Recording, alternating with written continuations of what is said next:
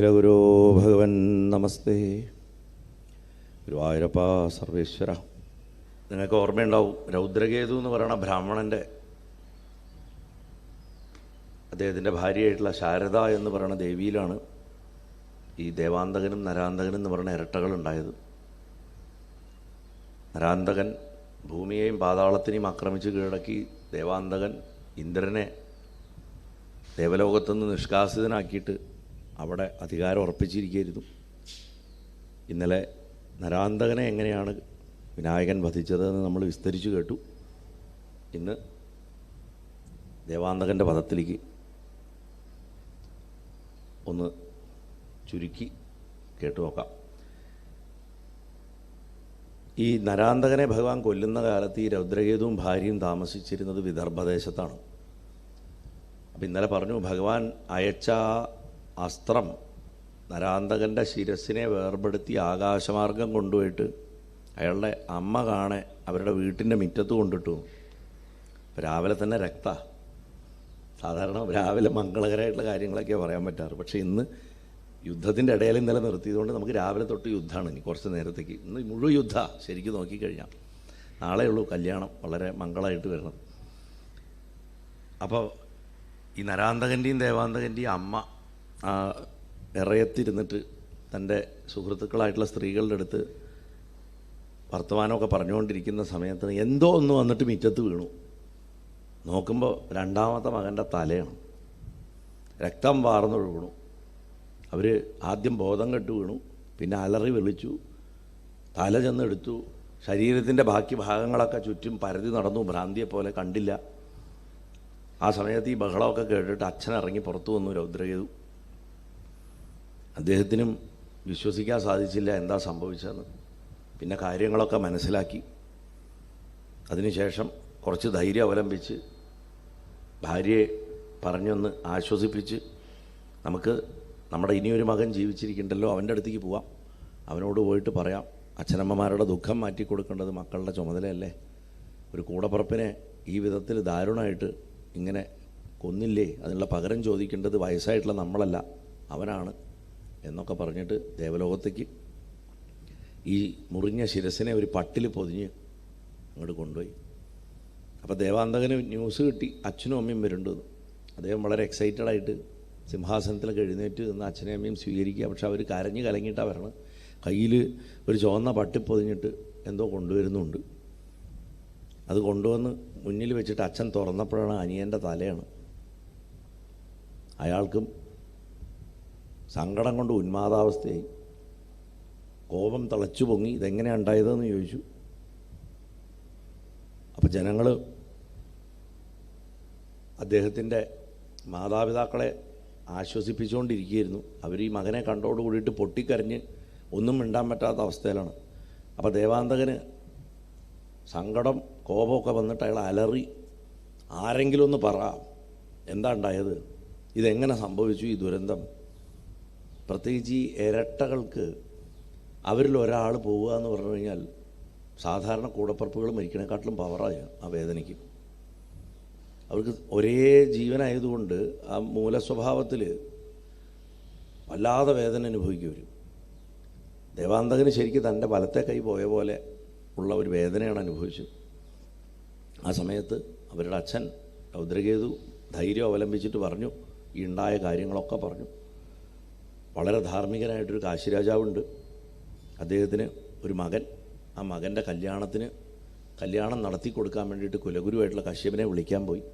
കശ്യപന് തിരക്കുള്ളതുകൊണ്ട് അവിടെ കശ്യപൻ്റെ പുത്രനായിട്ട് ജനിച്ചിട്ടുള്ള വിനായകൻ എന്ന് പറയുന്ന പുത്രനെ കൂടെ അയച്ചു കല്യാണം നടത്താൻ. അപ്പം കാശി രാജധാനിയിൽ അങ്ങോട്ട് വരുന്ന വഴിക്ക് നിൻ്റെ ചെറിയച്ഛൻ, എൻ്റെ അനിയൻ ധൂമ്രാക്ഷനെ കൊന്നുകളഞ്ഞു, അവൻ്റെ 2 മക്കളെയും കൊന്നുകളഞ്ഞു. അന്ന് മുതൽക്ക് നിൻ്റെ അനിയൻ ഈ വിവരം അറിഞ്ഞ് ഇവനെ കൊല്ലാൻ, ഈ കുട്ടിയെ കൊല്ലാൻ പല വിധത്തിലുള്ള രാക്ഷസന്മാരെയും രാക്ഷസ സ്ത്രീകളെയൊക്കെ അയച്ചു. അവരെ ഓരോരുത്തരും ഇവൻ അതിഭയാനകമായിട്ട് കൊന്നു. അവസാനം നിൻ്റെ അനിയനെയും കൊന്നു. അവൻ അയച്ച അസ്ത്രമാണ് ഇവൻ്റെ തല കൊണ്ടുവന്നിട്ട് നിൻ്റെ അമ്മയുടെ മുന്നിൽ കൊണ്ടിട്ടത് എന്ന് പറഞ്ഞ് പൊട്ടിക്കരഞ്ഞു. ഇത് കേട്ടതോടുകൂടി ദേവാന്തകന് കോപം സഹിക്കാണ്ട് സൈന്യത്തെ ഇറക്കി കാശിരാജ്യത്തിനെ അവൻ ഉപരോധിച്ചു. കാശിരാജാവ് ഭയന്ന് പറച്ച് എന്താ ഇനി ചെയ്യുക, ഒരുത്തൻ നശിച്ചപ്പോൾ അടുത്തവൻ വന്നിരിക്കുന്നു, അങ്ങ് തന്നെ രക്ഷയുള്ളൂ എന്ന് പറഞ്ഞിട്ട് മുറ്റത്ത് കളിച്ചുകൊണ്ട് കുട്ടികളോടൊപ്പം കളിച്ചുകൊണ്ടിരിക്കണ ബാലനായിട്ടുള്ള ഭഗവാന്റെ അടുത്ത് പോയിട്ട് പറഞ്ഞു. ഭഗവാൻ ഉടനെ തന്നെ കാര്യത്തിൻ്റെ ഗൗരവം മനസ്സിലാക്കിയിട്ട് തൻ്റെ രൂപത്തെ വലുതാക്കി സിംഹത്തിൻ്റെ മുകളിൽ കയറി കയ്യിൽ അസ്ത്രശസ്ത്രങ്ങളൊക്കെ എടുത്തിട്ട് ആകാശമാർഗം പടക്കളത്തിലേക്ക് ചെന്നു. അവിടെ ചെന്നിട്ട് നോക്കുമ്പോൾ വലിയൊരു സൈന്യത്തിനെ കണ്ടു. ഒറ്റയ്ക്ക് ഇവൻ്റെ അടുത്ത് യുദ്ധം ചെയ്യാൻ തൽക്കാലം ബുദ്ധിയല്ല എന്ന് ഭഗവാന് തന്നെ തോന്നി. അതുകൊണ്ട് ഭഗവാൻ എന്താ ഇനി ഒരു പോംവഴി എന്നാലോചിച്ചു. ഈ സമയത്താണ് ദേവാന്തകൻ ഭഗവാന്റെ രൂപം കാണുന്നത് ആകാശത്ത്. ഭഗവാന്റെ ഇങ്ങനൊരു വിചിത്രമായിട്ടുള്ളൊരു രൂപം, 10 കൈകളും ഗജശിരസ്സും സിംഹത്തിൻ്റെ വാഹനവും കേട്ടൊരാളെ അവൻ കണ്ടിട്ടില്ല എന്നവരെ. അവനും ഉള്ളിൻ്റെ ഉള്ളിലൊന്ന് പേടിച്ചു. ഇവിടുന്ന് പോര് വിളിച്ചു, ഭഗവാൻ തിരിച്ച് ചിഹ്നം വിളിച്ചു. അലർച്ചയും വിളിയായിട്ട് യുദ്ധത്തിന് ഉള്ള വട്ടം കൂട്ടുന്ന സമയത്ത് ഭഗവാൻ അപ്പോഴും ആലോചിക്കുക, ഇവരെ ഒതുക്കാൻ എനിക്കൊരു സൈന്യം വേണം. കാശിരാജാവിൻ്റെ സൈന്യം ഒന്നുമല്ല, അവരെ നിമിഷങ്ങൾ കൊണ്ട് ഇവൻ്റെ സൈന്യം തവിടുപൊടിയാക്കി കളയും. അതുകൊണ്ട് എങ്ങനെയായിരിക്കണം ഇവനെ ഒതുക്കേണ്ടതെന്ന് ആലോചിച്ചപ്പോഴാണ് ഭഗവാൻ അഷ്ടസിദ്ധികളെ ഓർമ്മ വന്നു.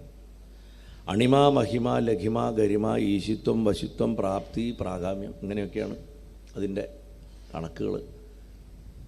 അണിമാച്ച കടുകോളം ചെറുതാവാൻ പറ്റുക, മഹിമാച്ച പർവ്വതത്തോളം വലുതാവാൻ പറ്റുക, ലഘിമാച്ച തൂവലിനെക്കാട്ടിലും വെയിറ്റ് കുറയ്ക്കാൻ പറ്റുക, ഗരിമാച്ച പർവ്വതത്തിനെക്കാട്ടിലും വെയിറ്റ് കൂട്ടാൻ പറ്റുക. ഇങ്ങനെയുള്ള അനവധി കഴിവുകളാണ് ഈ പറയുന്ന സിദ്ധികളൊക്കെ. ഇത് ഓരോരുത്തരായിട്ട് സ്മരിച്ചപ്പോൾ അവർ ഓരോ സിദ്ധികളും വന്ന് ഭഗവാനെ വന്ന് വണങ്ങി നിന്നു. ഭഗവാൻ പറഞ്ഞു, നിങ്ങളെനിക്ക് വേണ്ടി യുദ്ധം ചെയ്യണം, നിങ്ങളുടെ സൈന്യങ്ങളും നിങ്ങളെ സഹായിക്കട്ടെ എന്ന് പറഞ്ഞു. ഉടനെ തന്നെ അവരവരുടെ സൈന്യങ്ങളെ സൃഷ്ടിച്ചു. ആയുധം ധരിച്ചിട്ട് യുദ്ധസന്നദ്ധരായിട്ടുള്ള അനവധി ലക്ഷം ചതുരംഗ സൈന്യങ്ങൾ. എങ്ങനെയാണോ മഴക്കാലത്ത് നദി തിങ്ങി വിങ്ങിയിട്ട് സമുദ്രത്തിലേക്ക് ഒഴുകുക, അതുപോലെ എല്ലാ ദിക്കുകളിൽ നിന്നും ഒഴുകി അങ്ങോട്ട് വന്നു ഒരു വൻ പട. ആ പടയെ കണ്ടപ്പോൾ ദേവാന്തകന് വീണ്ടും ഭയമായി. പക്ഷേ അവൻ്റെ സൈന്യവും സൈന്യാധിപന്മാരും ഒക്കെ ചെന്നിട്ട് പറഞ്ഞു, അങ്ങ് ഭയക്കണ്ട, ഞങ്ങൾ യുദ്ധം ചെയ്തോളാം. അപ്പോൾ ദേവാന്തകൻ എപ്പോഴും രാജാക്കന്മാർ അവസാന യുദ്ധത്തിന് പോകുള്ളൂ. ആദ്യം സ്വന്തം സൈന്യത്തിനെ കൊണ്ട് തന്നെ കാര്യം സാധിപ്പിക്കാൻ നോക്കും. അപ്പോൾ ഇവരെയൊക്കെ അനുമതി കൊടുത്തിട്ട് ദേവാന്തകൻ യുദ്ധത്തിന് പറഞ്ഞയച്ചു. അങ്ങനെ യുദ്ധത്തിന് ചെന്ന സമയത്ത് ഭഗവാൻ സൈന്യത്തിനൊരു വ്യൂഹം ഉണ്ടാക്കി. വ്യൂഹം എപ്പോഴും സൈന്യത്തിൽ മേൽക്കൈ കിട്ടാൻ വേണ്ടിയിട്ട് ചെയ്യുന്നൊരു വിദ്യയാണ്. സൈന്യത്തിനെ ഒരു പ്രത്യേക ആകൃതിയിൽ നിർത്തുക. ഇപ്പം നമ്മൾ ചക്രവ്യൂഹം എന്നൊക്കെ കേട്ടിട്ടുണ്ടാവും. ചക്രവ്യൂഹം ഭേദിച്ചിട്ട് ഉള്ളിൽ കിടക്കുമ്പോഴേക്കും പുറകത്തെ ലെയറുകൾ അടഞ്ഞടഞ്ഞു പോകും. അതുകൊണ്ട് യുദ്ധം ചെയ്യണവൻ അതിൻ്റെ ഉള്ളിൽ പെടും. പത്തി എന്നൊക്കെ പറഞ്ഞിട്ടുള്ള ഒരു വ്യൂഹമുണ്ട്. അങ്ങനെ കുറേ വിചിത്ര വ്യൂഹങ്ങളുണ്ട്. മഹാഭാരതത്തിൽ യുദ്ധം സമയത്ത് വ്യാസമഹർഷി വിസ്തരിച്ച് പറഞ്ഞിട്ടുണ്ട്. ഇവിടെ രഥത്തിൻ്റെ ആകൃതിയിലുള്ളൊരു വ്യൂഹമാണ് ഭഗവാൻ ഉണ്ടാക്കിയത്. തേര് പോലെ കണ്ടു കഴിഞ്ഞാൽ ഒരു തേര് നീങ്ങുന്ന പോലെ തോന്നും ആകാശത്തുനിന്ന്. ആ രഥാകൃതിയിലുള്ള വ്യൂഹത്തിനെ കർദവൻ എന്ന് പറഞ്ഞ അസുരൻ അവൻ ചെന്നിട്ട് ഉപരോധിച്ചു. അപ്പോൾ മറ്റൊരു സ്ഥലത്ത് ഭഗവാൻ ചക്രവ്യൂഹം ഉണ്ടാക്കി വേറെ കുറേ പേരുടെ സൈന്യത്തിനെ കൊണ്ട്. ആ ചക്രവ്യൂഹത്തിനെ ദീർഘദന്തൻ എന്ന് പറഞ്ഞ അസുരൻ ഉപരോധിച്ചു. അതിന് കഴിഞ്ഞ് മറ്റൊരു വ്യൂഹം ഭഗവാൻ ഉണ്ടാക്കി. അവരുടെ ആ വ്യൂഹത്തിനെ ഗരിമാവ് എന്ന് പറഞ്ഞ അസുരൻ ചെന്നിട്ട് പ്രതിരോധിച്ചു. ഭഗവാൻ പ്രതിമ എന്ന് പറയുന്നൊരു വ്യൂഹം ഉണ്ടാക്കി. അതിനെ താലജംഘൻ എന്ന് പറഞ്ഞ അസുരൻ വന്നിട്ട് തടഞ്ഞു. ഭഗവാൻ മഹിമയുടെ നേതൃത്വത്തിൽ, അണിമ, ഗരിമ, മഹിമ, ആ മഹിമയുടെ നേതൃത്വത്തിലുള്ള സൈന്യത്തിനെ ഒരു വിശേഷ വ്യൂഹം ഉണ്ടാക്കിയിട്ട് പറഞ്ഞു വിട്ടു. അതിനെ യക്ഷൻ എന്ന് പറഞ്ഞ അസുരൻ നേരിട്ടു. ഖണ്ഡാസുരൻ എന്ന് പറയുന്ന അസുരൻ പ്രാപ്തി എന്ന് പറയുന്ന സിദ്ധിയുടെ സൈന്യത്തിനെയാണ് നേരിട്ടത്. പ്രാഗാമ്യ സിദ്ധിയുടെ സൈന്യത്തിനെ രക്തകേശൻ നേരിട്ടു. ഇതൊക്കെ അർത്ഥമുണ്ട്. സിദ്ധികൾ വന്നാലും ഏതൊക്കെ ദുർഗുണങ്ങളാണ് ആ സിദ്ധിയെ നശിപ്പിക്കാൻ സാധ്യത എന്നുള്ളതിൻ്റെ അന്തരാർത്ഥം ഇതിൻ്റെ അകത്തുണ്ട്. നമുക്കിപ്പോൾ സമയമില്ലാത്തതുകൊണ്ട് അത് വിസ്തരിക്കാൻ പറ്റില്ല. എന്നെങ്കിലും ഭഗവാനുള്ള അവസരം തന്നാൽ നമുക്ക് തീർച്ചയായിട്ടും പരിശോധിക്കാം. തൽക്കാലം കഥയായിട്ട് ഞാൻ ഇന്നലെ പറഞ്ഞതുപോലെ ഭഗവാന് യുദ്ധവർണ്ണന കേൾക്കുക പറഞ്ഞാൽ വലിയ സന്തോഷമാണ്. എല്ലാ ദേവന്മാർക്കും അങ്ങനെയാണ്. യുദ്ധവർണ്ണന, പരാക്രമം വർണ്ണിക്കുക എന്ന് പറഞ്ഞു കഴിഞ്ഞാൽ ഭയങ്കര സന്തോഷമാണ്. നമുക്ക് കേൾക്കുമ്പോൾ രക്തപരൂഷിതമായിരിക്കും. പക്ഷേ മംഗളകരമായിട്ടുള്ള കാര്യങ്ങൾ പറയണത് പോലെ തന്നെ പ്രധാനമാണ് യുദ്ധവർണ്ണന. വശിത്വം എന്ന് പറയുന്ന ശക്തിയുടെ സൈന്യത്തിനെ എതിർത്തത് കാലാന്തകൻ എന്ന് പറയുന്ന അസുരനാണ്. ഈശിത്വ ശക്തിയുടെ സൈന്യത്തിനെ ദുർജയൻ എതിർത്തു. ഇങ്ങനെ അഷ്ടസിദ്ധികൾ കൊണ്ടുവന്ന ഓരോ വൻ പടകളെയും പ്രതിരോധിക്കാൻ അവരെപ്പോലെ തന്നെ ശക്തന്മാരായിട്ടുള്ള 8 അസുരന്മാർ മുന്നോട്ട് വന്നു. അങ്ങനെയുള്ള അവരും അഷ്ടസിദ്ധികളും തമ്മിലുള്ള പോരാട്ടം അത്യുഗ്രമായിരുന്നു. യുദ്ധപ്പടക്കളം സൈന്യങ്ങളിലുള്ള ഭടന്മാരുടെ 2 വശത്തുള്ള ഭടന്മാരുടെ ശവശരീരങ്ങൾ കൊണ്ടും രക്തപ്പുഴകൾ ഒഴുകിയിട്ടും നിറഞ്ഞു.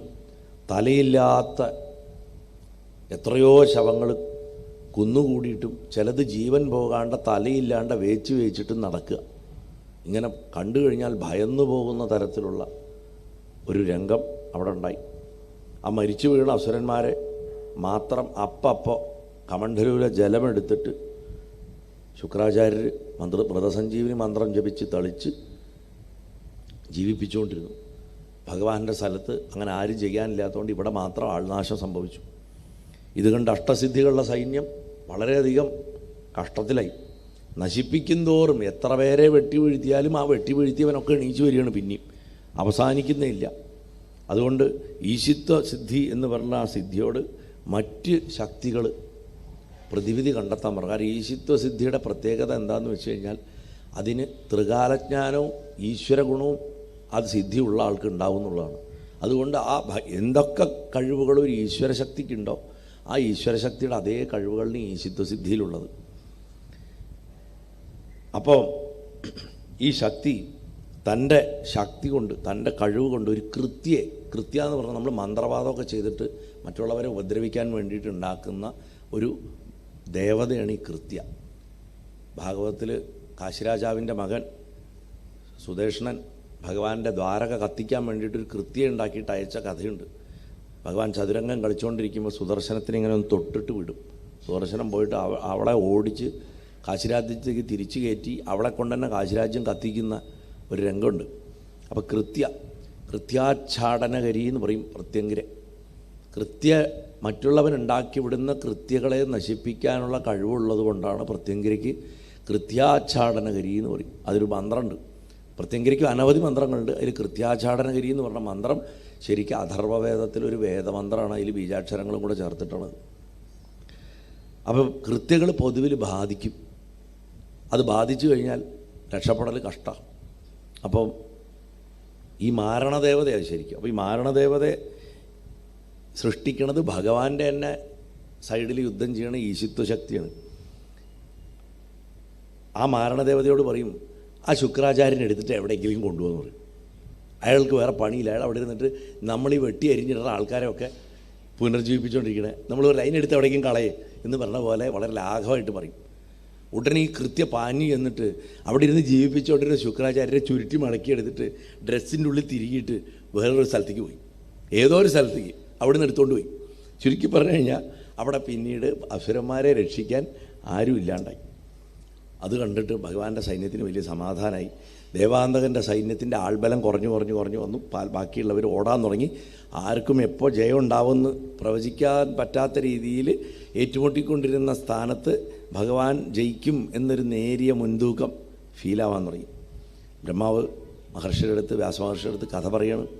പ്രാകാമ്യം എന്ന് പറയുന്ന സിദ്ധി ദേവാന്തകൻ്റെ നേർക്ക് ചെന്നിട്ട് യുദ്ധം ചെയ്തു. ആ സമയത്ത് പ്രാകാമ്യത്തിനെ സഹായിക്കാൻ വശിത്വസിദ്ധി ചെന്ന് ദേവാന്തകനെ പുറകുന്ന് ആക്രമിച്ചു. അതിൻ്റെ ഫലമായിട്ട് എന്താ ചെയ്തതെന്ന് വെച്ച് കഴിഞ്ഞാൽ ഈ വശിത്വസിദ്ധി ആകാശത്തുനിന്ന് വലിയൊരു പർവ്വതശിഖരത്തിന് ഇവൻ്റെ തലയ്ക്കെടുത്തിട്ട് എറിഞ്ഞു. ആ തല പിളർന്ന് 2ആയി വീടും. ദേവാന്തകൻ മഹിമയും പ്രാകാമ്യവും മുസലൻ എന്നും ഭല്ലൻ എന്നും പേരുള്ള 2 അസുര നേതാക്കന്മാരെ നേരിട്ടു. ദേവന്മാർക്കും വൃക്ഷങ്ങൾക്കും ഒക്കെ നാശം സംഭവിച്ചു. ഈ സമയത്ത് ഈശിത്വസിദ്ധിയും വശിത്വസിദ്ധിയും ഈ മഹിമയുടെയും പ്രാകാമ്യത്തിൻ്റെയും സഹായത്തിനെത്തി. മനസ്സിലാക്കണം, ഇവരൊക്കെ സ്ത്രീകളാണ്, പുരുഷന്മാരല്ല.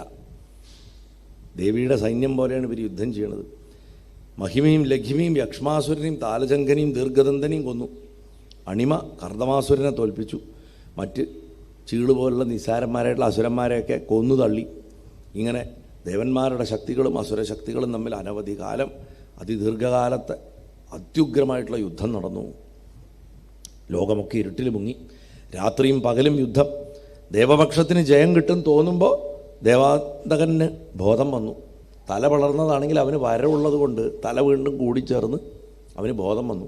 അവനങ്ങനെയാണല്ലോ, അവന് എന്താ പറയുക, ദേവന്മാരോ ഈ ദിവ്യശക്തികൾക്കൊന്നും അവനെ വധിക്കാൻ പറ്റില്ല.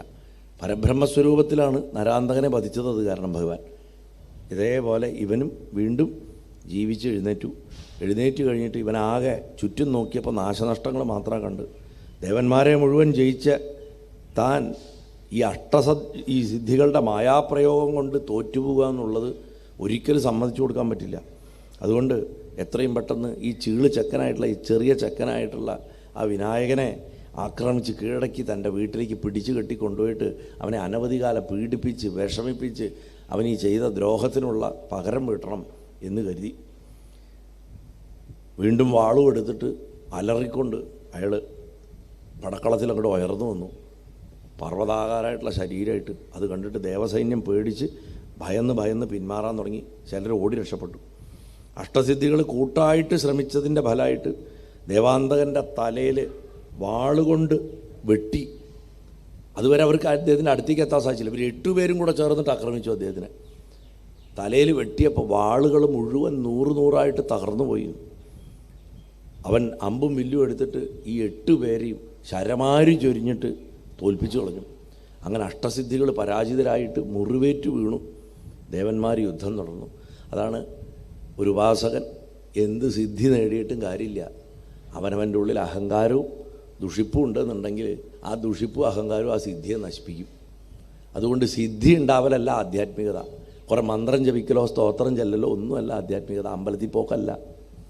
കുറേ ചിഹ്നങ്ങൾ ധരിക്കുക, ഭസ്മം ധരിക്കുക, അല്ലെങ്കിൽ മറ്റ് ബാഹ്യാഡംബരങ്ങൾ, എന്താ പറയുക, ഇങ്ങനത്തെ ഈ ആധ്യാത്മികത ആണ് എന്ന് കാണിക്കാനുള്ള ചിഹ്നങ്ങൾ ധരിക്കുക, ഇതൊന്നുമല്ല.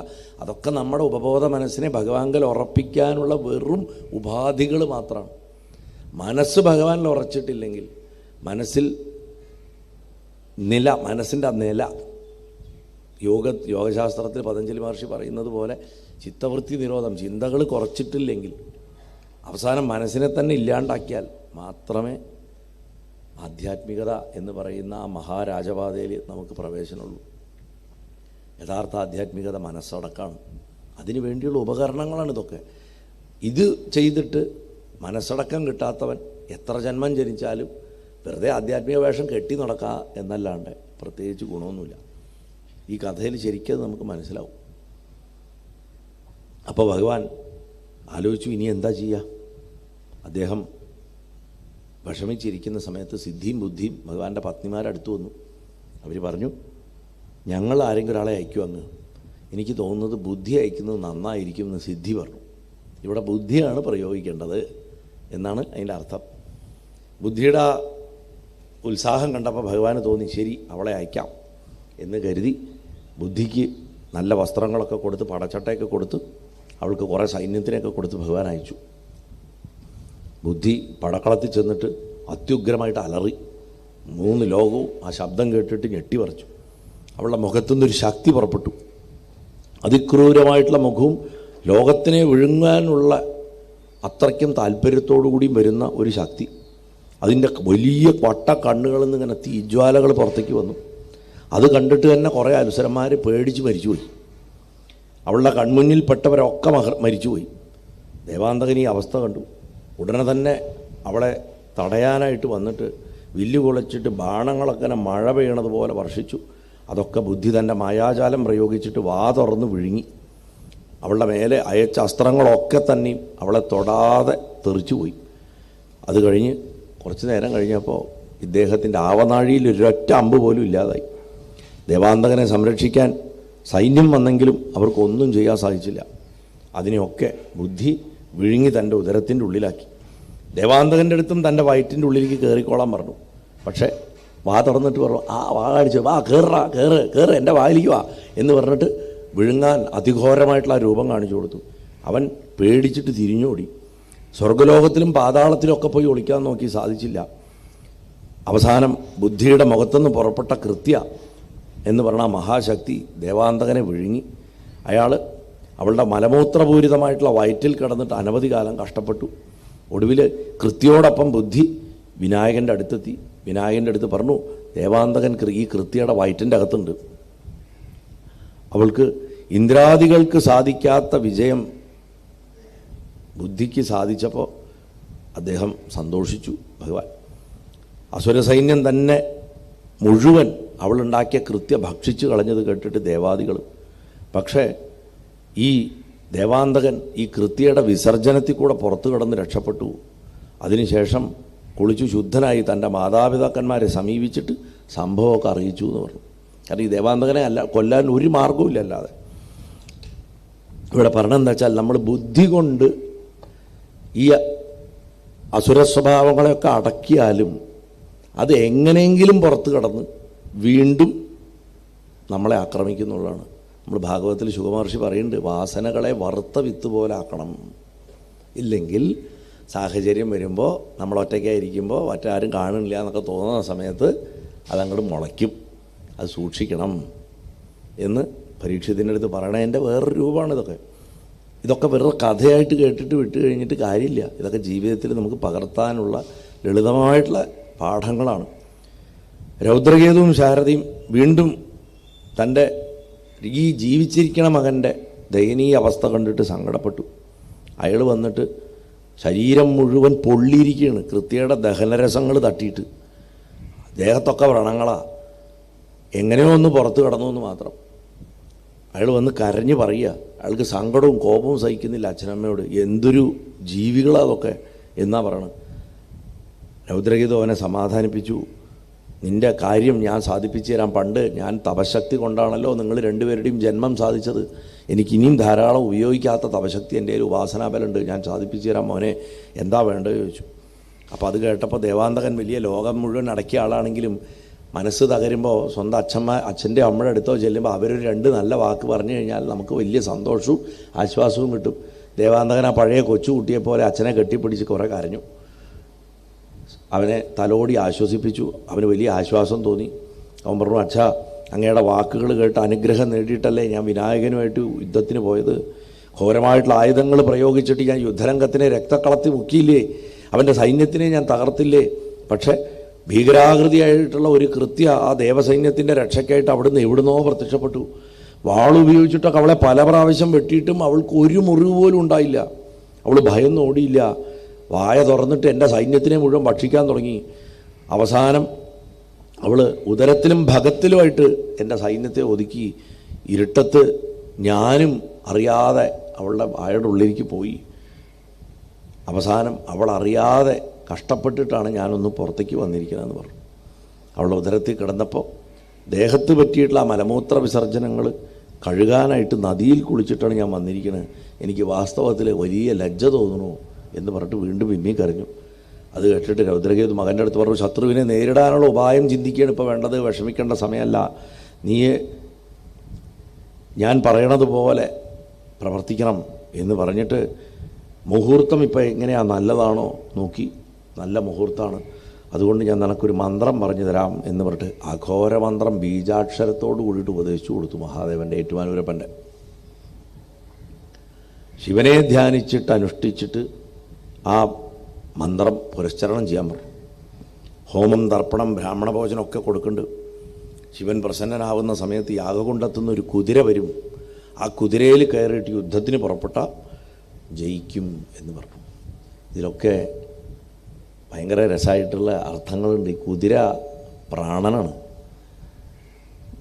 വായുവാണ് ശരിക്കും കുതിര. നമ്മൾ ഈ അയ്യപ്പസ്വാമിയുടെ ശാസ്താവിൻ്റെ വാഹനമായിട്ട് ഈ കുതിരയെ പറയണമെന്ന് വെച്ചാൽ പ്രാണായാമത്തിനെ കൊണ്ട് സ്വന്തം പ്രാണനെ, വായുവിനെ ജയിച്ച് നിൽക്കുന്നവനെ അതിനെ വാഹനമാക്കിയിട്ട് ലക്ഷ്യത്തിലേക്ക് പോകാൻ പറ്റുള്ളൂ. അപ്പോൾ യോഗവിദ്യയുടെ ഭാഗമായിട്ടാണ് ഇവിടെ ഈ വാജി എന്ന് പറയുന്ന ആ വാജി ഉയർന്നു വരുന്നതാണ് പറയണത് യാഗാഗ്നിന്ന്. അങ്ങനെ അച്ഛൻ്റെ വാക്കുകൾ കേട്ടിട്ട് ദേവാന്തകൻ സന്തോഷിച്ചു. അവനുടനെ തന്നെ ഭഗവാനെ പൂജിക്കാനുള്ള തയ്യാറെടുപ്പൊക്കെ നടത്തി മന്ത്രം ജപിക്കാൻ തുടങ്ങി. ഏറ്റവും അവസാനം യജ്ഞം തുടങ്ങി. അതിനു വേണ്ടിയിട്ട് വലിയൊരു യാഗകുണ്ഡം തയ്യാറാക്കി. 6 കോണുള്ള ഷഡ്കോണമായിട്ടുള്ളൊരു യാഗകുണ്ഡം ഉണ്ടാക്കി. നമ്മൾ സാധാരണ കാണുന്ന യാഗകുണ്ഡങ്ങൾക്കൊക്കെ ചതുരശ്രമായിട്ടാണ് ഉണ്ടാവുക, അല്ലെ, ചതുരാകൃതി ഉണ്ടാവുക. അപൂർവമായിട്ട് വട്ടത്തിൽ കാണും. യോന്യാകാരമായിട്ട് താഴോട്ടുള്ള ട്രയാങ്കിളായിട്ട് ദേവിയുടെ ഹോമങ്ങൾക്കുള്ളത് കാണാം. അത് നമ്മളിപ്പോൾ ഈ നാഗസന്യാസിമാരുടെയൊക്കെ ഹോമകുണ്ടങ്ങൾ കണ്ടു കഴിഞ്ഞാൽ യോന്യാകാരമായിരിക്കും അതുണ്ടാവുക. അത് മാത്രമല്ലാണ്ട് ഗജപൃഷ്ഠാകൃതിയിലുള്ള ഹോമകുണ്ടങ്ങളുണ്ട്. ഇത് വളരെ വിശേഷമായിട്ടുള്ളൊരു ഹോമകുണ്ടാണ്. നവയോനി ചക്രത്തിനെ സൂചിപ്പിക്കണ വിധത്തിൽ ഷഡ്കോണമായിട്ട് മേലോട്ടും താഴോട്ടും, നമ്മൾ ക്രിസ്മസ് സ്റ്റാർ കണ്ടിട്ടില്ലേ, അതുപോലെ ഉള്ള ആകൃതി, അങ്ങനെ പറഞ്ഞാലേ മനസ്സിലാവുള്ളൂ ചിലപ്പോൾ. ഷഡ്കോണം സുബ്രഹ്മണ്യസ്വാമിയുടെ പ്രതീകമാണ്. മാത്രമല്ല മേലോട്ടുള്ള ട്രയാങ്കിൾ മഹാദേവനെയും കീഴോട്ടുള്ള ട്രയാങ്കിൾ ദേവിയും സൂചിപ്പിക്കുന്നു. ഇതിൻ്റെ ആവർത്തനങ്ങളാണ് ശ്രീചക്രത്തിൽ നമ്മൾ കാണുന്നത്. അങ്ങനെ ഷഡ്കോണമായിട്ടുള്ള 6 കോണുള്ള ഒരു ഹോമകുണ്ടം ഉണ്ടാക്കി അതിൽ വിധിപ്രകാരം അഗ്നിയെ ഭൂർഭുവസ്വരം എന്നൊക്കെ പറഞ്ഞ് പ്രതിഷ്ഠിച്ചു. അതിനുശേഷം ആ യാഗം തുടങ്ങി. യാഗത്തിൽ അനവധി ദ്രവ്യങ്ങൾ ഹവിസായിട്ട് ഹോമിച്ചു. അവസാനം സ്വന്തം ശരീരഭാഗങ്ങൾ കട്ട് ചെയ്തിട്ട് മുറിച്ച് ഹോമിക്കാൻ തുടങ്ങി. അത് കണ്ടപ്പോൾ അഗ്നിക്ക് സന്തുഷ്ടനായി. ശരീരഭാഗങ്ങൾ എത്ര മുറിച്ച് കഴിഞ്ഞാൽ ഇദ്ദേഹത്തിന് വീണ്ടും മുളയ്ക്കും. അതുകൊണ്ട് ഇഷ്ടമാതിരി മുറിക്കാം, നമുക്ക് പറ്റില്ല, ആ മൂപ്പർക്ക് പറ്റും. ശരീരഭാഗങ്ങൾ 2 വിരലൊക്കെ മുറിച്ചിട്ട് ഇടാം, വീണ്ടും പുതിയ വിരൽ മുളയ്ക്കും. അങ്ങനെ തൻ്റെ ശരീരത്തിലെ ഓരോരോ ഭാഗങ്ങളായിട്ട് അറുത്തറുത്തിട്ട് മഹാദേവൻ്റെ ഈ അഘോരമന്ത്രം ചൊല്ലി ഹോമിക്കാൻ തുടങ്ങി. പുതിയ പുതിയ ശരീരഭാഗങ്ങൾ മുളച്ചും വന്നു. അവസാനം സ്വന്തം മകനെ വിളിച്ചിട്ട് അവൻ്റെ തല അറുത്തിട്ട് അത് ഹോമിച്ചു. അപ്പോൾ അവന് വേറെ തല മുളച്ചു. സ്വന്തം മകനെ ബലിയായിട്ട് കൊടുത്തു. പുതിയ തല വന്നു. ഇങ്ങനെ ഘോരമായിട്ടുള്ള യാഗം നടത്തി അവസാനം അഗ്നികുണ്ടത്തുനിന്ന് കറുത്ത നിറമുള്ള അതിലക്ഷണങ്ങളൊക്കെ ഉള്ള വളരെ മനോഹര ലക്ഷണങ്ങളുള്ളൊരു കുതിര പുറത്തേക്ക് വന്നു. നമ്മൾ അതിരാത്രം സോമയാഗമൊക്കെ നടത്തുമ്പോൾ അതിലൊരു ചടങ്ങുണ്ട്, രാവിലെയും വൈകുന്നേരം, പ്രവർഗ്യം എന്ന് പറയും. ഈ പ്രവർഗ്യത്തിൻ്റെ ഞാൻ 2006 മൂലങ്കോട് അതിരാത്ര ഷൂട്ട് ചെയ്യുന്ന സമയത്ത് ഈ പ്രവർഗ്യം നടത്തുന്നത് വളരെ അടുത്ത് നിന്നിട്ട് കാണാനൊരു ഭാഗ്യം എനിക്ക് കിട്ടിയിരുന്നു. അതെങ്ങനെയാണെന്ന് വെച്ച് കഴിഞ്ഞാൽ, മഹാവീരെന്ന് പറയുന്ന ഒരു വിശേഷമായിട്ടുള്ളൊരു മൺപാത്രം ഉണ്ടാക്കും. അത് ചുടില്ല, ഒരു മൺപാത്രവും ചുടാൻ പാടില്ല യാഗത്തിന് ഉപയോഗിക്കുന്നത്. ആ ചുടാത്ത പാത്രത്തിനെ ശാലയുടെ ഉള്ളിൽ ഒരു പ്രത്യേക സ്ഥാനത്ത് വയ്ക്കും. ഹോതാവ് എന്ന് പറഞ്ഞ അഗ്നിയുടെ പ്രതീകമായിട്ടുള്ള ഋഗ്വേദിയായിട്ടുള്ള പുരോഹിതൻ, അനവധി പുരോഹിതന്മാരുണ്ടാവും ഓരോ വേദങ്ങളെയൊക്കെ പ്രതിനിധീകരിച്ചിട്ട്. ഈ ഹോതാവിനാണ് ഏറ്റവും കൂടുതൽ മന്ത്രങ്ങൾ ചെല്ലാനുള്ള ഒരാൾ. അധ്വർയു കഴിഞ്ഞ, അധ്വർയുവാണ് പ്രധാന കാർമ്മികൻ, സൂര്യൻ്റെ പ്രതീകമാണ്. അതായത് പ്രപഞ്ചത്തിലെ ഈ പ്രകൃതിയുടെ നോക്കി നടത്തിൻ്റെ നാടകത്തിനെ ഒരു നാടകം പോലെ മന്ത്രങ്ങളോട് കൂടിയിട്ടുള്ള അഭിനയമാണ് വാസ്തവത്തിൽ അതിരാത്രം. അധ്വർയു സൂര്യനാണ്. അപ്പോൾ പ്രവർഗ്ഗ സമയമായിക്കഴിഞ്ഞാൽ ഹോതാവാണ് ചെല്ലുക. അപ്പോൾ ഹോതാവിൻ്റെ ശരീരത്തിൽ ഈ തിളച്ച നെയ്യ് മഹാവീരെന്നുള്ള പാത്രത്തിൻ്റെ അടിയിൽ കനൽ കൂട്ടിയിട്ടിട്ട് തിളപ്പിക്കും. ഇത് ചെറിയൊരു പാത്രമാണ്, കണ്ടു കഴിഞ്ഞാൽ ഒരു ചഷകം പോലെ ഇരിക്കും, പക്ഷേ കുറച്ച് വലിപ്പമുണ്ടാവും, അത്രയും ഉണ്ടാവും. ഇങ്ങനെ വന്ന് ഇങ്ങനെ ഒരു അവർ ഗ്ലാസ് പോലെ ഉണ്ടാവും. അതിനെ വയ്ക്കും. അതിനെ വെച്ചിട്ട് കനൽ അതിൻ്റെ അടിയിലിട്ടിട്ട് കത്തിക്കും. നല്ല കനലിട്ടിട്ട് അതിങ്ങനെ ചുട്ടിട്ട് നെയ്യ് ഇങ്ങനെ തിളച്ച് കിടക്കും. ഇങ്ങനെ ആ തിളച്ച് കിടക്കണ നെയ്യിൻ്റെ അടുത്താണ് ഈ ഹോതാവിരിക്കുക. പക്ഷെ അദ്ദേഹത്തിനെ മുളപ്പരമ്പോണ്ട് കവർ ചെയ്യും, തെറിക്കും. ഇല്ലെങ്കിൽ ഇത് മേത്തയ്ക്ക് ഈ നെയ്യ് ഇങ്ങനെ പൊട്ടിയിട്ട് വെള്ളത്തിൻ്റെ അംശം ഒട്ടും പാടില്ല അതിൽ. അങ്ങനെ അതിങ്ങനെ അദ്ദേഹം ജപിച്ചുകൊണ്ടിരിക്കുമ്പോൾ അധ്വർയു ചെയ്യുകയും ചെയ്യും. അതേമാതിരി പ്രതിപ്രസ്ഥാനം എന്ന് പറയുന്ന പുരോഹിതനും ഇത് ചെയ്യും. അത് ഊഴോട്ടിട്ടാണ് ചെയ്യുക. അതിനൊരു കണക്കൊക്കെ ഉണ്ട്. മണ്ണുകൊണ്ട് ഉണ്ടാക്കിയിട്ട് ഇങ്ങനെ കൊടക്കമ്പി വളച്ച പോലുള്ളൊരു സ്പൂണ് ഉണ്ട്, മണ്ണുകൊണ്ട് ഉണ്ടാക്കണേ. അതിൽ ചെറിയൊരു കുഴി ഉണ്ടാവും. നേരെ പോയിട്ട് ശുദ്ധമായിട്ടുള്ള ആടിൻ്റെ കുട്ടിയും തള്ളയും കൊണ്ടുവന്നിട്ട് ആടിൻ്റെ പാല് കറക്കും, പച്ചപ്പാല്. ആ പച്ചപ്പാല് ഈ മന്ത്രത്തോട് കൂട്ടി ഹോതാവ് ചെല്ലുന്ന സമയത്ത് വൗഷട്ട് എന്ന് പറഞ്ഞിട്ട് അവസാനിപ്പിക്കുമ്പോൾ, മന്ത്രം അവസാനിപ്പിക്കുന്ന സമയത്ത് ഈ പ്രവർഗ്ഗപാത്രത്തിൽ ഒഴിച്ചിട്ട് അങ്ങോട്ട് മാറുന്ന സമയത്ത് ഈ നെയ്യ് അതിലേക്ക് ഈ ആട്ടിൻ്റെ പാല് വീഴുമ്പോൾ പൊട്ടിത്തെറിച്ചിട്ട് വലിയൊരു അഗ്നികോളം വരും. അതിങ്ങനെ ഉയരത്തിലേക്ക് അങ്ങോട്ട് പോകും. അപ്പോൾ മേൽക്കൂര മുഴുവൻ ഓല വെച്ച് അടച്ചിട്ടുള്ളത് കൊണ്ട് അതിൽ തീപിടിക്കാനുള്ള സാധ്യത കൂടുതലാണ്. അതുകൊണ്ട് വലിയ മുളവടിയുടെ അറ്റത്ത് ധാരാളം പച്ച മാവല വെച്ച് കെട്ടിയിട്ട് ഒരു കുട പോലെ ഒരു വീശറി പോലെ ഉണ്ടാക്കിയിട്ടുണ്ടാവും. അത് വെച്ചിട്ട് ഈ അഗ്നിയെ തടയും. ഒരാൾ പിടിക്കും, ഇങ്ങനെ പിടിച്ച് അതിനെ തടയും. ഇതൊരു ശുദ്ധീകരണ ക്രിയയാണ്. ആഭിചാരാദികൾ ദുഷിപ്പൊക്കെ പോകാനുള്ളതാണ്. അത് സ്ത്രീകൾ കാണാൻ പാടില്ല എന്നാണ്.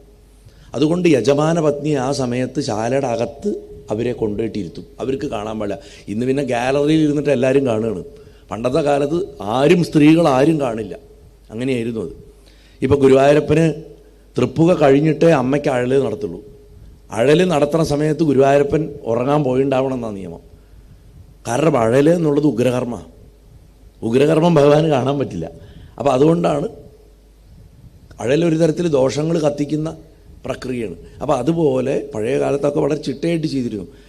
ഈ പ്രവർഗ്യം എടുത്തുകൊണ്ടിരിക്കുന്ന സമയത്ത് ചില ദിവസങ്ങളിൽ ഈ അഗ്നിഗോളം പുറത്തേക്ക് ഇതിന്ന് കത്തി വരുമ്പോൾ ശരിക്കും കാണാം മുൻകാലുകൾ ഇങ്ങനെ ഉയർത്തി നിൽക്കുന്ന കുതിരയെ പോലെയാണ്.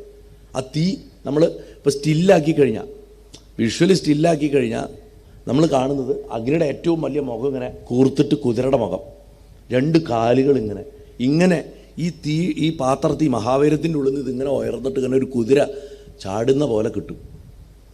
അനവധി അത്ഭുതമായിട്ടുള്ള സംഭവങ്ങൾ ഉണ്ടായിട്ടുണ്ട്. അതിനൊരു 1.5 മണിക്കൂർ സംക്ഷേപം യൂട്യൂബിൽ 18 സ്റ്റെപ്സിൽ കിടപ്പുണ്ട്. അന്നത്തെ ഡോക്യുമെൻ്ററിയുടെ 2006 അപ്പം ഞാൻ പറഞ്ഞു വന്നത് എന്താണെന്ന് വെച്ച് കഴിഞ്ഞാൽ, കുതിരയും യാഗവുമായിട്ട് വലിയ ബന്ധമുണ്ട്, സിദ്ധികളുമായിട്ട്.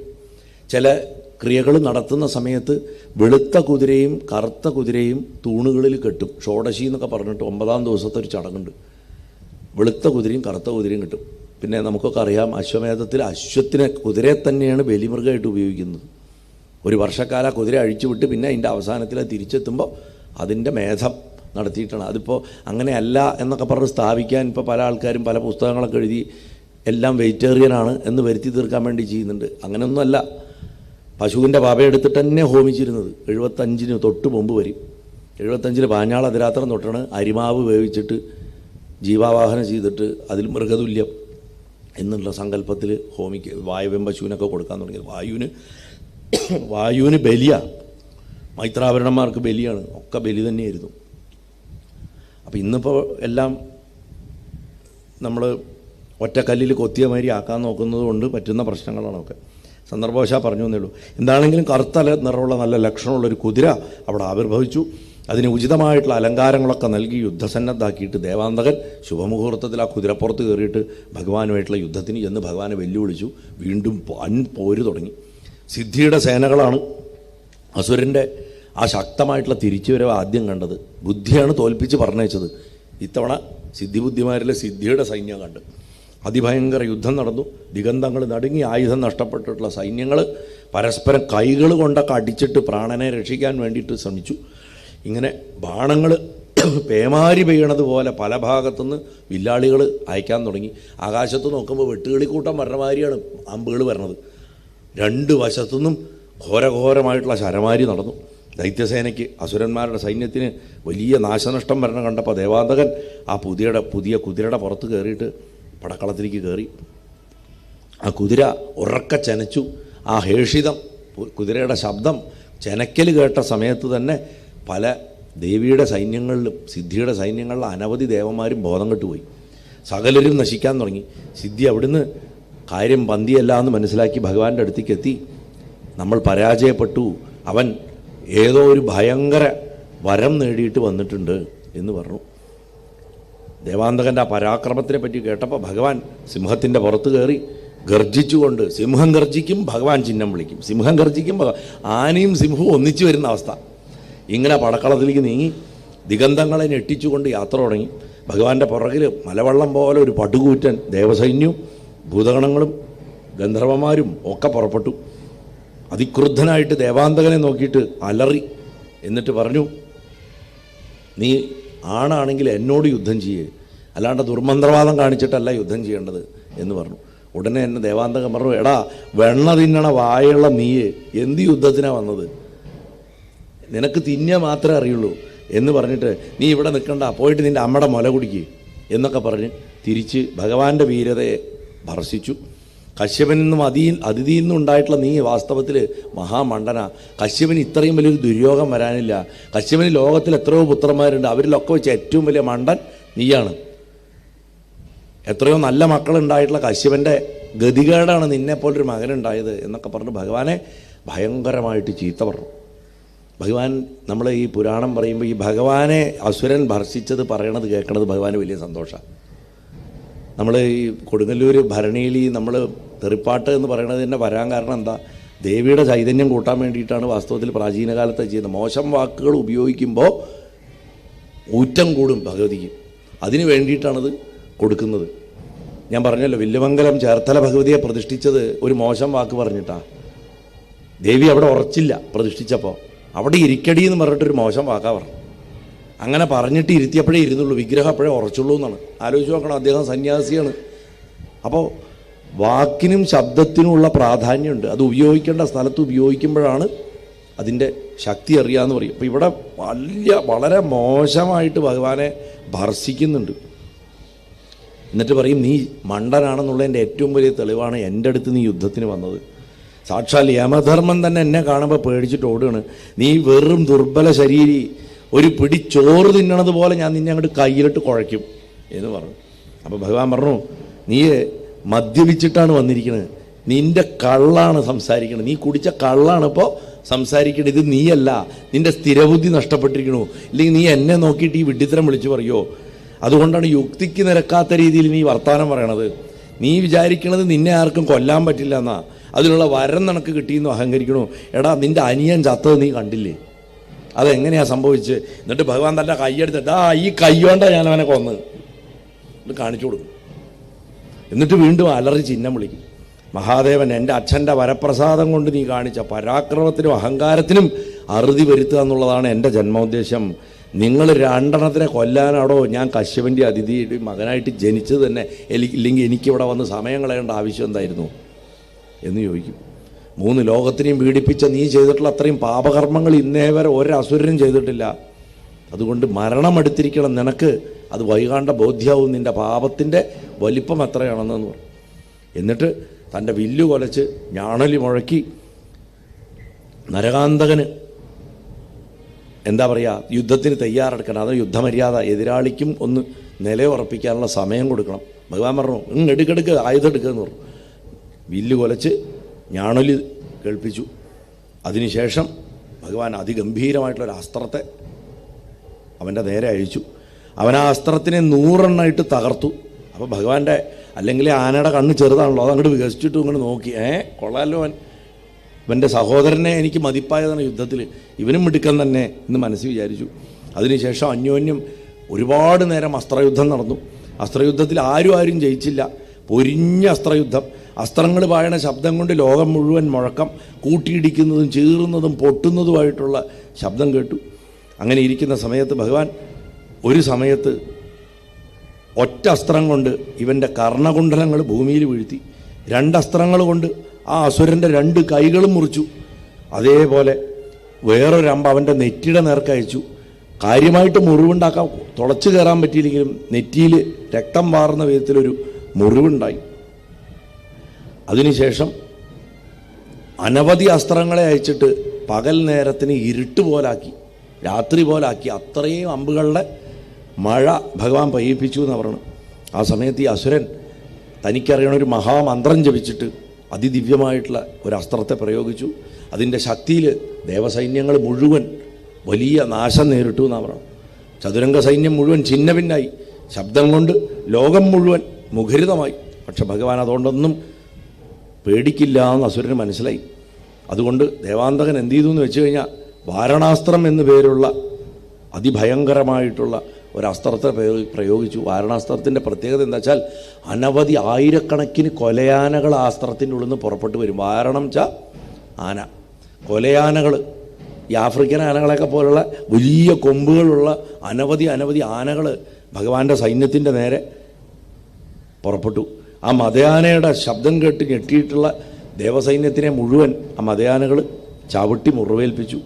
ഓടിപ്പോകുന്ന ആൾക്കാരുടെ ഒക്കെ പുറകെ ഈ ആനകളെത്തി. അത് കണ്ട് ഭഗവാൻ വാരണാസ്ത്രത്തിന് പ്രതി അസ്ത്രമായിട്ട് മറുമരുന്നായിട്ട് സിംഹാസ്ത്രം പ്രയോഗിച്ചു. ആനയ്ക്കെപ്പോഴും മറുമരുന്ന് സിംഹമാണ്. സിംഹത്തിൻ്റെ അസ്ത്രം പ്രയോഗിച്ചപ്പോൾ ഭഗവാന്റെ അസ്ത്രത്തിൽ നിന്ന് ആയിരക്കണക്കിന് സിംഹങ്ങൾ അലറിക്കൊണ്ട് വലിയ സടയോട് കൂടിയിട്ട് പുറത്തേക്ക് ചാടി ഓരോ ആനയുടെയും തുമ്പിക്കൈയിൽ അള്ളിപ്പിടിച്ച് കയറി മസ്തകം നോക്കിയിട്ട് കൂർത്തുമൂർത്ത നഖങ്ങളെ കൊണ്ട് അടിച്ച് മർമ്മത്തിലടിച്ച് ആനകളെ കൊല്ലാൻ തുടങ്ങി. ഇങ്ങനെ ആനകളും സിംഹങ്ങളും തമ്മിലുള്ള ഭയാനകമായിട്ടുള്ള യുദ്ധം കണ്ടു. അസുര സൈന്യത്തിൽ അനവധി പേരെ ആ സിംഹങ്ങൾ പിടിച്ച് ഭക്ഷിച്ചു. ഇങ്ങനെയൊക്കെയുള്ള സംഭവം കണ്ടിട്ട് ആ അസുരൻ ഭയന്ന് പറച്ചുപോയി. ഇവൻ ശരിക്കും നിസ്സാരനായിട്ടുള്ളൊരു പയ്യനല്ല, ഇവനെ ശരിക്കും ഒതുക്കാൻ ഇനിയും വലിയ അസ്ത്രങ്ങൾ പ്രയോഗിക്കേണ്ടതുണ്ട് എന്ന് പറഞ്ഞിട്ട് മന്ത്രം ജപിച്ചിട്ട് ശാർദൂലാസ്ത്രം പ്രയോഗിച്ചു. അപ്പോൾ അനവധി പുലികൾ അവൻ്റെ അസ്ത്രങ്ങളിൽ നിന്ന് പുറപ്പെട്ടിട്ട് യുദ്ധരംഗത്ത് വന്ന് ദേവസൈന്യത്തിന് ഉപദ്രവിക്കാൻ തുടങ്ങി. പുലിക്കൂട്ടങ്ങളെ മുഴുവൻ സിംഹങ്ങൾ തന്നെ നശിപ്പിച്ചു. അത് കഴിഞ്ഞ ഉടനെ സിംഹങ്ങളൊക്കെ ഭഗവാങ്കലേക്ക് തന്നെ മടങ്ങിപ്പോയി, അപ്രത്യക്ഷരായി. ഘോരമായിട്ടുള്ള ആയുധങ്ങളൊന്നും കൊണ്ട് വിജയിക്കാൻ പറ്റില്ല എന്ന് അസുരന് മനസ്സിലായി. അതുകൊണ്ട് അവൻ 2 വിശിഷ്ടമായിട്ടുള്ള അസ്ത്രപ്രയോഗത്തിന് മന്ത്രം ജപിച്ചു. ഒന്ന്, ഭഗവാനെ ഉറക്കി വീഴ്ത്താനുള്ള നിദ്രാസ്ത്രം. നമ്മൾ സത്സംഗം നടക്കണ ഭാഗവത സത്രമൊക്കെ നടക്കുന്ന വേദികളിൽ ആരോ എപ്പോഴും നിദ്രാസ്ത്രം പ്രയോഗിക്കും. അങ്ങനെ ആ നിദ്രാസ്ത്രം പ്രയോഗിച്ചിട്ട് അതിൻ്റെ ഇഫക്റ്റ് നമുക്ക് കാണാൻ പറ്റും. ഉറക്കം എന്നുള്ളത് ഏറ്റവും കൂടുതൽ, ഈ അസ്ത്രത്തിൻ്റെ ഏറ്റവും കൂടുതൽ ശക്തി സത്സംഗം നടക്കുന്ന സമയത്താണ് കാണാറ്. അപ്പോൾ ഇവിടെ യുദ്ധരംഗത്തേക്കാണ് നിദ്രാസ്ത്രം പ്രയോഗിച്ചത്. രണ്ടാമത്തത് ഗന്ധർവാസ്ത്രമാണ് പ്രയോഗിച്ചത്. മന്ത്രം ഉരുവിട്ട് വില്ല് കൊലച്ചിട്ട് അസ്ത്രം അയച്ചു. ഒന്ന് സാധാരണ സൈന്യങ്ങളുടെ അടുത്തേക്ക് അയച്ചത്, അതായത് നിദ്രയുടെ അസ്ത്രം. ആ സാധാരണ സൈന്യങ്ങളൊക്കെ ഉറങ്ങിപ്പോയി. അവരൊക്കെ ഇങ്ങനെ വെട്ടാൻ പറഞ്ഞിട്ട് ഉറങ്ങി വീഴുക. അങ്ങനെ വെട്ടാൻ വരുന്ന ആൾക്കാരൊക്കെ പകുതി വഴിയിൽ ഉറങ്ങി വീണു, ബോധം പോയി എല്ലാവരുടെയും. ഗന്ധർവാസ്ത്രം എടുത്തിട്ട് ദേവന്മാരുടെ നേരെയും പ്രയോഗിച്ചു. ദേവന്മാരുടെ നേരെ പ്രയോഗിച്ച സമയത്ത് അവിടെ സംഭവിച്ചത് എന്താണെന്ന് വെച്ച് കഴിഞ്ഞാൽ അതിസുന്ദരികളായിട്ടുള്ള സ്ത്രീകൾ, പാട്ടുകാർ, ഡാൻസുകാർ, മൃദംഗം, കൊട്ട്, പാട്ട്, ഇതൊക്കെ പെട്ടെന്ന് പടക്കളത്തിൽ പാട്ടും കൊട്ടൊക്കെ. ദേവന്മാർ ഇത് കണ്ടു കഴിഞ്ഞാൽ അപ്പം അവരുടെ ശ്രദ്ധ പോകും. അവരിതിൻ്റെ ആൾക്കാരാണ്. അവർ ആ വാളൊക്കെ അവിടെ വെച്ചിട്ട് എല്ലാവരും പടക്കളത്തിൽ ഇരുന്നിട്ട് ഡാൻസ് കാണാൻ തുടങ്ങി. ഇങ്ങനെ മായാവിദ്യ ഒരു കൂട്ടരെ ഉറക്കി മറ്റേ കൂട്ടരെ സുഖഭോഗങ്ങൾ കാണിച്ചിട്ട് സുഖിപ്പിച്ച് അവിടെ ഇരുത്തി. ഈ വിധത്തിൽ ആ സൈന്യങ്ങളെ മുഴുവൻ ദേവാന്തകൻ നോക്കിയപ്പോൾ കൊച്ചു കുട്ടികളൊക്കെ കിടന്നുറങ്ങണത് വാരി ചുരുണ്ടൊക്കെ കിടന്നിട്ട് ഉറങ്ങണു. ചിലർ ദേവന്മാരൊക്കെ നൃത്തം കണ്ടുകൊണ്ടിരിക്കണം. ഇത് കണ്ടു കഴിഞ്ഞപ്പോൾ ഭഗവാന് വലിയ വിഷമം തോന്നി. ഇതെന്താ ഇത് സംഭവിച്ചത്? അദ്ദേഹം ഉടനെ തന്നെ അടുത്ത അനന്തര നടപടി ആലോചിക്കുന്നതിൻ്റെ ഇടയിൽ ദേവാന്തകൻ ഒരു പണിയൊപ്പിച്ചു. ഈ കിടന്നുറങ്ങുന്ന ആൾക്കാരെയും നൃത്തം കണ്ടുകൊണ്ടിരിക്കുന്ന ആൾക്കാരെയും ചുറ്റിയിട്ടൊരു വലിയ മതിലങ്ങോട്ട് പണിതു. ഒരു വേലി, തൻ്റെ ദിവ്യശക്തി കൊണ്ട് ഒരു വേലി കെട്ടി. എന്നിട്ട് യുദ്ധരംഗത്തിൽ ത്രികോണാകൃതിയിൽ വലിയൊരു ഹോമകുണ്ടമുണ്ടാക്കി. രക്തക്കുടങ്ങളിൽ അവിടെ ചത്ത് കിടക്കുന്ന ആൾക്കാരുടെ മുഴുവൻ മാംസം പിഴിഞ്ഞ് രക്തം എടുത്തു. രക്തം എടുത്തിട്ട് അവൻ ആ രുധിരം കൊണ്ട് തന്നെ കുളിപ്പിച്ചു. അങ്ങനെ ചോര കൊണ്ട് അഭിഷിക്തനായിട്ട് നിന്നിട്ട് അവൻ ആ ഹോമകുണ്ടത്തിൽ ആഭിചാരപ്രവൃത്തി ചെയ്യാനായിട്ട് അഗ്നി ജ്വലിപ്പിച്ചു. വസ്ത്രങ്ങളൊക്കെ ഊരിക്കളഞ്ഞു. നഗ്നനായിട്ടിരുന്നിട്ടുള്ള ഹോമങ്ങൾ എപ്പോഴും ഭയങ്കര തീവ്രമായിട്ടുള്ളതും ഏറ്റവും ദ്രോഹത്തെ ഉണ്ടാക്കുന്നതുമായിരിക്കും. അനവധി പ്രേതങ്ങളെ ആവാഹിച്ചു. അവരെയൊക്കെ യാഗകുണ്ടത്തിൽ സ്ഥാപിച്ചു. എന്നിട്ട് മരിച്ചു കിടക്കണവരുടെ മാംസത്തെ ഹോമിക്കാൻ തുടങ്ങി. 1000 പ്രാവശ്യം ആഹുതി കഴിഞ്ഞപ്പോൾ യാഗകുണ്ടത്തുനിന്ന് അതിഭീകരിയായിട്ടുള്ള വാപളർന്നു വരുന്ന ഒരു മഹാശക്തി പുറത്തു വന്നു.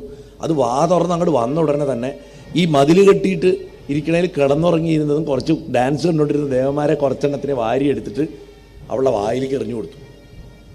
അങ്ങനെ ജീവനോടെ തന്നെ അവരെ അവൾ ഭക്ഷിച്ചു. അങ്ങനെ ആകാശത്തിലേക്ക് ഉയർന്നിട്ട് ദേവാന്തകൻ്റെ അടുത്ത് ചോദിച്ചു, നീയാണ് എൻ്റെ പിതാവ്, നീ എന്നെ സൃഷ്ടിച്ചു, ഞാൻ നിനക്ക് എന്താ ചെയ്തു തരേണ്ടത് ചോദിച്ചു. ദേവാന്തകൻ പറഞ്ഞു, ആ വിനായകനെ പോയി നശിപ്പിക്കുക. അവൻ വാസ്തവത്തിൽ ഏതോ മായാവിയാണ്, കശ്യപൻ്റെ പുത്രനായിട്ട് ജനിച്ചിരിക്കണു എന്ന് പേര് പറയണു, അത്രയേ ഉള്ളൂ. നീ അത് ചെയ്തു തന്നാൽ മതി, എനിക്ക് വേറൊന്നും വേണ്ട. അവർ ഈ സമയത്ത് കാശിരാജാവ് വിവരം അറിഞ്ഞു. അദ്ദേഹം ഗണപതിയെ സമീപിച്ചിട്ട് ദേവാന്തകൻ്റെ ഈ രീതി ലോകത്തിന് മുഴുവൻ ആപത്താണ്, എൻ്റെ കുട്ടി സൂക്ഷിക്കണം എന്ന് പറഞ്ഞു. നിദ്രാസ്ത്രവും ഗന്ധർവാസ്ത്രവും പ്രയോഗിച്ചിട്ട് സൈന്യങ്ങളെയും ദേവന്മാരെയും ഒക്കെ നിർവീര്യമാക്കിയിട്ട് അവരെ ഇപ്പം നിശേഷം നശിപ്പിക്കാനായിട്ട് ഒരു ദിവ്യശക്തി അവൻ സൃഷ്ടിച്ചിരിക്കുകയാണ്. ആഭിചാരമാണ് അവൻ ചെയ്യണതെന്ന് പറഞ്ഞു. നമ്മൾ ഈ സഹസ്രനാമത്തിൽ ഭഗവാനെ പരാഭിചാരങ്ങൾ തകർക്കണവനേ എന്നൊരു മന്ത്രമുണ്ട്. ഗണപതിയുടെ സഹസ്രനാമത്തിൽ ദിവസവും രാവിലെ നമ്മൾ വായിക്കുന്നുണ്ട്.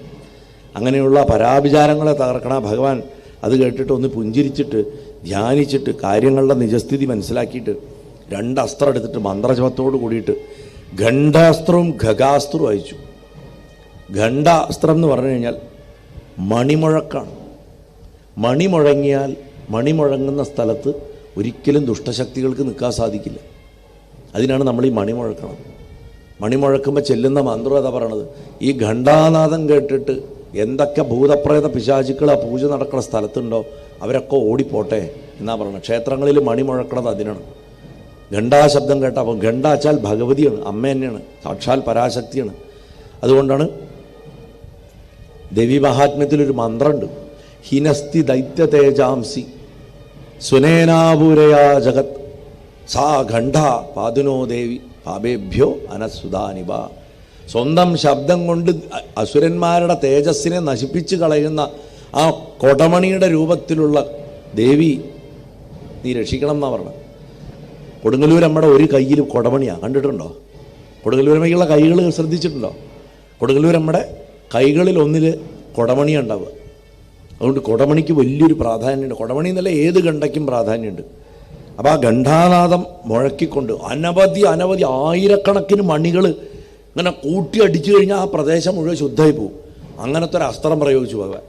ആ മണികളുടെ ശബ്ദം മുഴക്കിക്കൊണ്ട് ആ അസ്ത്രം ചെന്നു. ഘോരമായിട്ടുള്ള മണിനാദം കേട്ടപ്പോൾ ആവിചാരം പോയി. ഉറങ്ങിക്കിടന്നവരെയൊക്കെ അത് അലാറം വെച്ചിട്ട് എണീപ്പിച്ച പോലെ എല്ലാവരും മണിനാദം കേട്ടിട്ട് എണീച്ചു. സിദ്ധികളും മറ്റ് വീരന്മാരൊക്കെ ഉണർന്ന് എഴുന്നേറ്റ് വീണ്ടും അതിശക്തിയോട് കൂടിയിട്ട് യുദ്ധം ചെയ്യാൻ തുടങ്ങി. അടുത്ത അസ്ത്രത്തിൻ്റെ ഖഗാസ്ത്രം പക്ഷികളെ സൃഷ്ടിക്കുന്ന അസ്ത്രമാണ്. അതിൻ്റെ ഫലമായിട്ട് അനവധി കഴുകന്മാർ ആകാശമണ്ഡലത്തിൽ വന്ന് നിറഞ്ഞു. അവരുടെ അതിഭയങ്കരമായിട്ടുള്ള ചിറകടി കൊണ്ട് ഗന്ധർവാസ്ത്രത്തിൻ്റെ ശക്തി നശിച്ചുപോയി. ഈ മായ പോയി. ഗരുഡൻ്റെ ചിറകടി കൊണ്ട് കഴുകന്മാരാണെങ്കിലും പരുന്താണെങ്കിലും ഗഗങ്ങളുടെ പക്ഷികളുടെ ചിറകടി ശബ്ദം കൊണ്ടാണത്ര മനസ്സിൻ്റെ മായാമോഹം പോവുക. ഗരുഡൻ എന്ന് പറഞ്ഞാൽ ഭാവനയാണ്. ഗരുത്മാൻ ഡയത എന്നാണ് പറയുക. ഭാവനയുടെ മുകളിലത്ര ഭഗവാൻ സഞ്ചരിക്കണത്. നമ്മൾക്കൊക്കെ ഭാവനയുണ്ട്, മര്യാദയ്ക്ക് ഭാവിക്കാൻ അറിയില്ല എന്നേ ഉള്ളൂ. അതാ പ്രശ്നം. അറിഞ്ഞു കഴിഞ്ഞാൽ ഗരുഡാരൂഢനായിട്ടുള്ള ഭഗവാനെ കാണാൻ പറ്റുന്ന ഗരുഡൻ്റെ സങ്കല്പാർത്ഥം അതാണ്. അപ്പോൾ ഇവിടെ ആ ചിറകടി ശബ്ദം കേട്ടപ്പോൾ മായ പോയപ്പോൾ ഡാൻസർമാരും പാട്ടുകാരും അപ്സരസുകളൊക്കെ കാണാണ്ടായി. ദേവന്മാർക്ക് ബുദ്ധിയും ബോധവും വന്നു. അവരും വാളെടുത്ത് ഇറങ്ങി. പക്ഷികളുടെ കലപില ശബ്ദം കൊണ്ട് സംഗീത ധ്വനിയൊക്കെ കൊളായി. അപ്പോഴാണ് അവർ ഇതിപ്പോൾ എന്താ എന്ന് പറഞ്ഞ് നോക്കിയത്. അങ്ങനെ വീണ്ടും യുദ്ധം ആരംഭിച്ചു. ഈ സമയത്ത് ദേവാന്തകൻ ഈ പക്ഷികളെ കൊല്ലാൻ ഖഡ്ഗാസ്ത്രം എന്നു പേരുള്ള അനവധി ലക്ഷം വാളുകളെ പക്ഷികളുടെ ചിറകുകൾ അരിഞ്ഞു വീഴ്ത്തുന്ന വിധത്തിൽ ആകാശത്ത് അയച്ചു. പക്ഷികളുടെ ചിറകുകളെ അരിഞ്ഞുപോയി. പല പക്ഷികളും ചത്തുവിടു, ചിലത് ചിറകറ്റു, ചിലത് പറന്നുപോയി.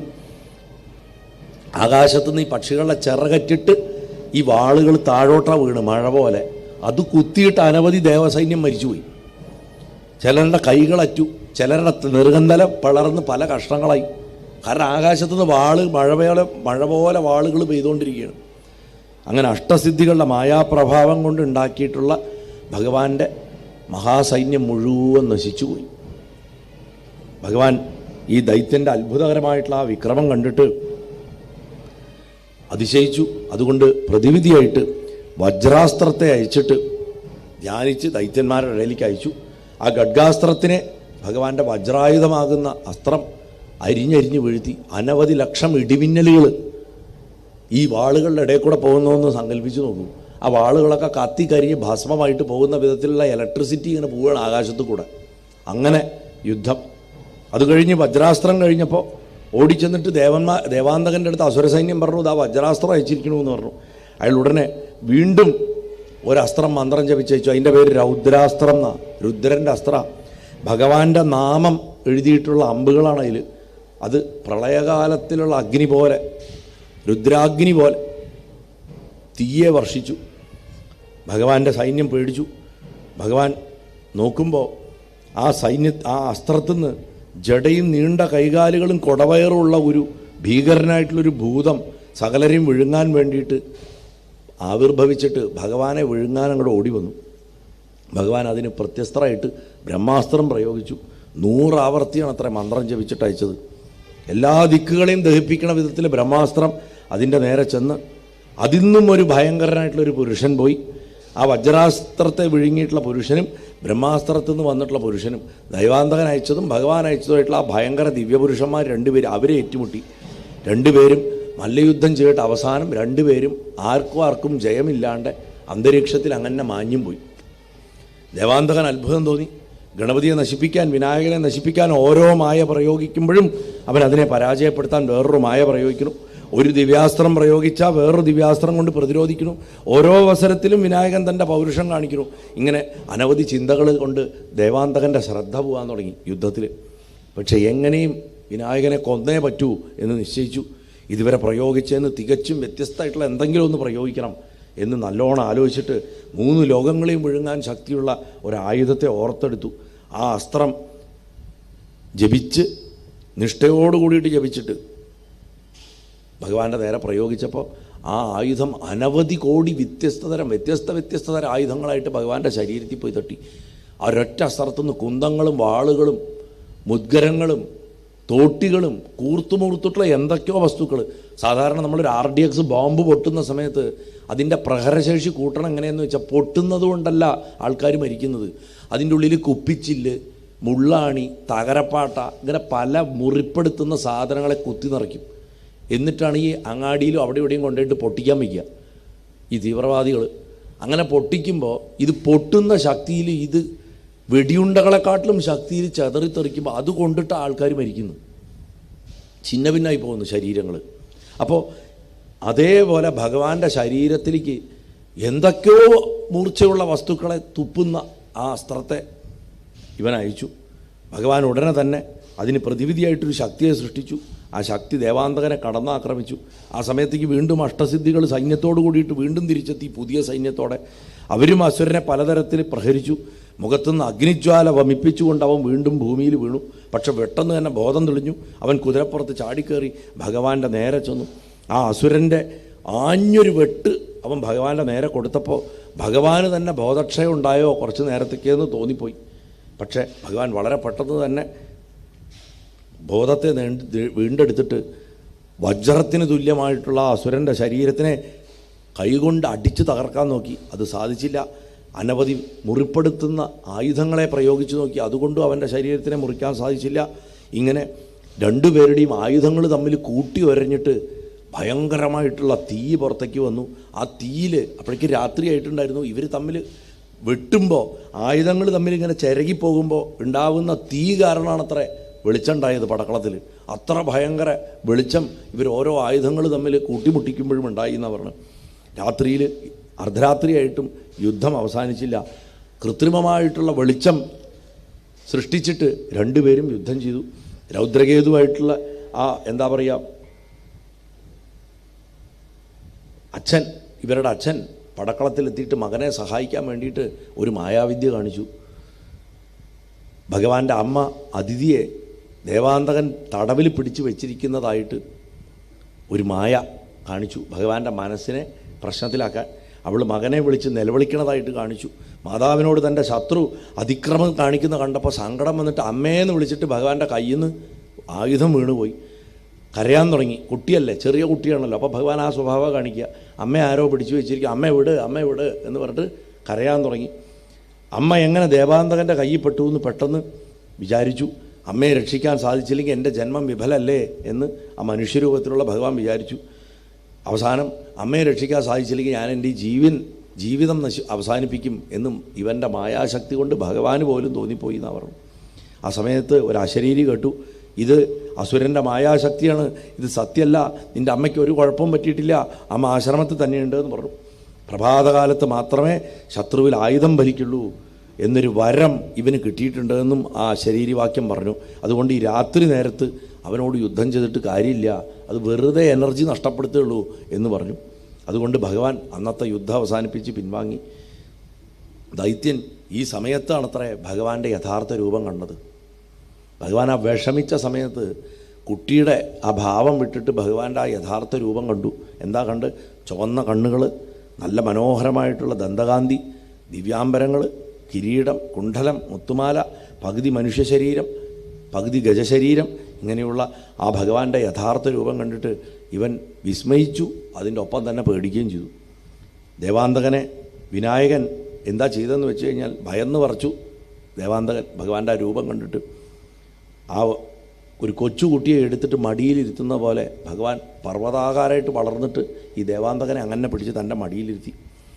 എന്നിട്ട്